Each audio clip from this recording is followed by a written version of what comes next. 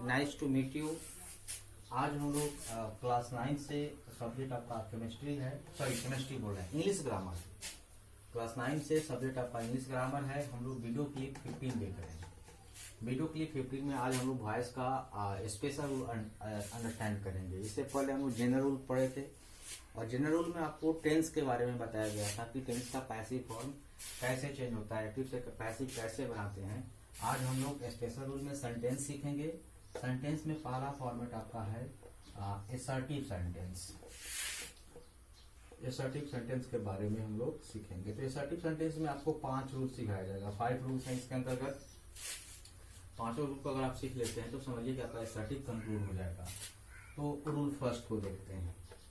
Rule first क्या है? तो रूल फर्स्ट ये कहता है कि कुछ वर्ब ऐसे हैं जो पैसिव फॉर्म में अपने साथ बाई प्रीपोजिशन का यूज नहीं करते हैं। कुछ वर्ब्स ऐसे हैं पैसिव फॉर्मेट में बाई प्रीपोजिशन का यूज नहीं करते हैं। वह पैसिव फॉर्म बनाने के लिए प्रीपोजिशन यूज करते हैं लेकिन बाई का यूज नहीं करते हैं। बाई के जगह पर वे किसी दूसरे प्रीपोजिशन का प्रयोग करते हैं। तो कौन कौन से ऐसे वर्ब्स हैं जो अपने साथ जो है बाई प्रीपोजिशन का प्रयोग नहीं करते हैं, अपने साथ अनदर प्रीपोजिशन का यूज करते हैं? आइए हम रूल 1 के माध्यम से समझते हैं। तो रूल 1 में बताया गया कि सम verbs are not use of by preposition. It takes another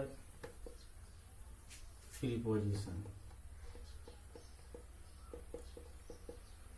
ये आपके verbs हैं और इधर आपका प्रीपोजिशन है। जैसे वर्ब आपका है नोन, तो नोन के साथ ध्यान रखेंगे कि बाई प्रीपोजिशन का यूज नहीं किया जाता है। नोन के साथ पैसिव फॉर्म में हमेशा जो है टू का यूज किया जाता है। ठीक उसी प्रकार सटिस्फाइड के साथ जो है विथ का प्रयोग किया जाता है। इंटरेस्टेड के साथ इन का प्रयोग किया जाता है। सॉफ्ट के साथ एट का प्रयोग किया जाता है। सरप्राइज्ड के साथ एट का प्रयोग किया जाता है। इन सबों के साथ बाई प्रीपोजिशन का यूज नहीं किया जाता है। तो आपको बताया गया कि some verb are not use of by preposition, it takes other preposition in passive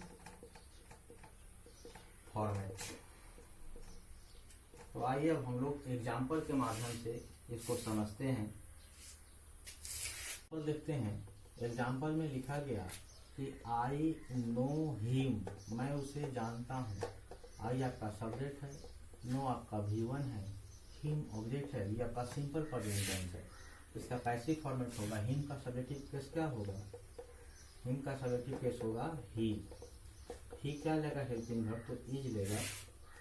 he is known by, आई का ऑब्जेक्टिव केस मी होता है। तो ऐसा लिखना क्या है? गलत है, चूंकि नोन के बाद बाई प्रीपोजिशन का प्रयोग पैसिव फॉर्मेट में नहीं किया जाता है। इसका आंसर होगा he is known to me. अगर आप बाई से बनाते हैं तो आपका गलत होगा। जिन्हें लोग सोचते हैं कि सही ही है, लेकिन according to special rule known के साथ बाई प्रीपोजिशन का प्रयोग नहीं होता है, टू प्रीपोजिशन का यूज किया जाता है। इसी प्रकार स्पेशल रूल का ये फर्स्ट रूल था। रूल सेकेंड कहता है कि सम सब्जेक्ट्स आर अनइम्पोर्टेंट। कुछ सब्जेक्ट जो है महत्वहीन है। Some subjects are unimportant. उन सब्जेक्टों का प्रयोग जो है हम लोग पैसिव फॉर्मेट में बनाने वक्त कर भी सकते हैं और नहीं भी कर सकते हैं। ये आपके ऊपर डिपेंड करता है। अगर आप लगाते हैं तभी भी आपका सेंटेंस सही माना जाएगा और नहीं लगाते हैं तभी भी आपका सेंटेंस सही माना जाएगा। तो आइए देखते हैं कि वो कौन कौन से सब्जेक्ट्स हैं। तो लिखा गया रूल सेकंड में कि some subjects are unimportant. Some subjects are unimportant as like, वो कौन कौन से सम सब्जेक्ट है वो आपका है, जितना वन वाला आपका है, वन वाला आपका हो गया, एवरी वन हो गया, नो वन हो गया, सम वन हो गया। उसी प्रकार जितना बॉडी वाला है, एवरी बॉडी हो गया, नो बॉडी हो गया, एनी बॉडी हो गया, नन हो गया, वन हो गया। उसी प्रकार आपका पुलिस हो गया, रॉबर्स हो गया, थीव्स हो गया, वी हो गया, दे हो गया। ये सब और भी बहुत सारे वर्ड्स हैं, इनका प्रयोग हम लोग कर भी सकते हैं और नहीं भी कर सकते हैं। तो some subject are unimportant, it may be use और मे नॉट बी यूज। इनका प्रयोग हो भी सकता है और नहीं भी हो सकता है। आइए हम लोग एग्जाम्पल के माध्यम से समझते हैं कि everyone spoke इंग्लिश। तो everyone आपका सब्जेक्ट का काम कर रहा है, स्पोक आपका V2 है और इंग्लिश आपका ऑब्जेक्ट है। सिंपल पास्ट टेंस है।